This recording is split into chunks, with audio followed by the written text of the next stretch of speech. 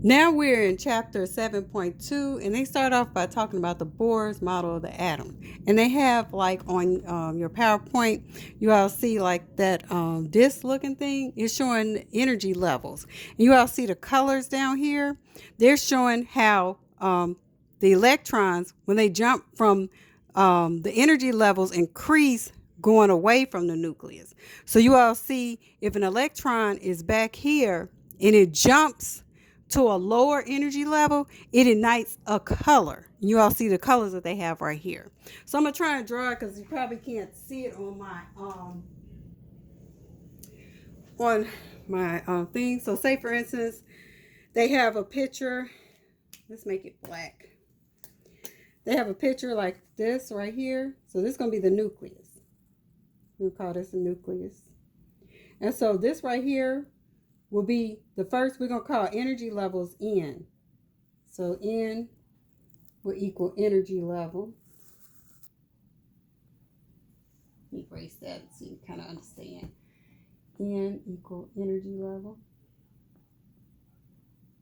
Okay. So this is going to be energy level 1. This right here will be energy level 2. This right here is energy level 3. This right here, we have energy level 4. Energy level 5. And we'll stop at 6. Okay. So, the first thing that you need to know is that the energy level, they increase from the lowest energy level to the highest energy level. The energy increases. So energy increases as you're going out, away from the nucleus. Okay? So, as this energy increases going out, so say for instance, on each one on these energy levels, you have electrons. So we're going to put electrons like this, because remember, in the nucleus we have protons and neutrons, and around the nucleus is electrons. So we got electrons on all these energy levels. Okay, so say for you have electrons on all these energy levels, and say this electron right here, this is at the highest on this model of the hydrogen atom. This is at the highest energy level shown here. So say for instance this electron, and if it jumps to a lower energy level, like for instance the one that they show on the end that is showing like the violet color, say this one right here, it jumps to energy 1. Okay, so it's jumping from N6 energy level to N equal 1. So when it makes that jump from a higher to lower energy level,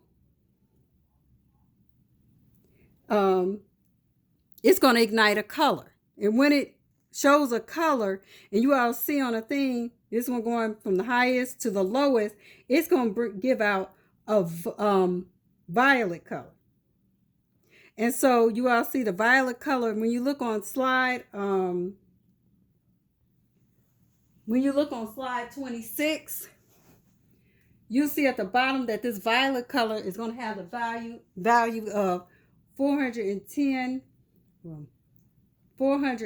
nanometers. Okay, so this is example of how we see colors, how electrons play a part in us seeing colors when we see them, because when they jump from a higher energy level to a lower energy level, it's going to show a color.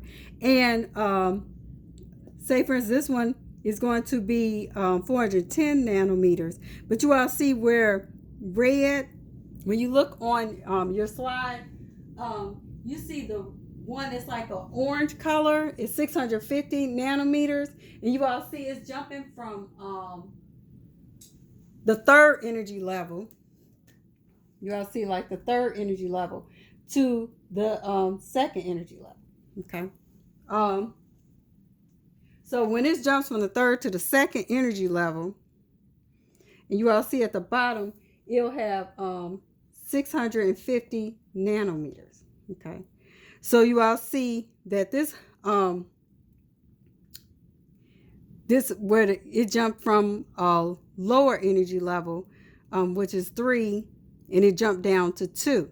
Okay. So less energy was given off from that. Now you notice the numbers, even though this one has a less energy given off and this one had the highest energy. Remember, this is a wavelength. Now the value for frequency would be a higher number. So since the energy is increasing, remember the wavelength, since the energy of the frequency is decreasing, the energy for the wavelength increases. Remember, it's the opposite. So you know this energy gives off less energy than if it was going from energy, the 6th energy level to the 1st energy level.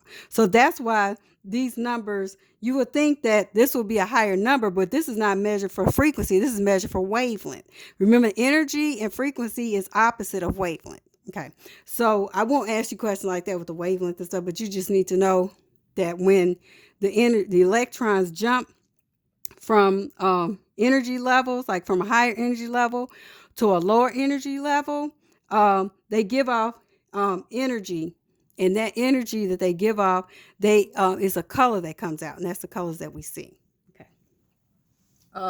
And so they have on there, they had the hydrogen line spectrum contains 4 visible lines, and they showed the 4 visible lines on there.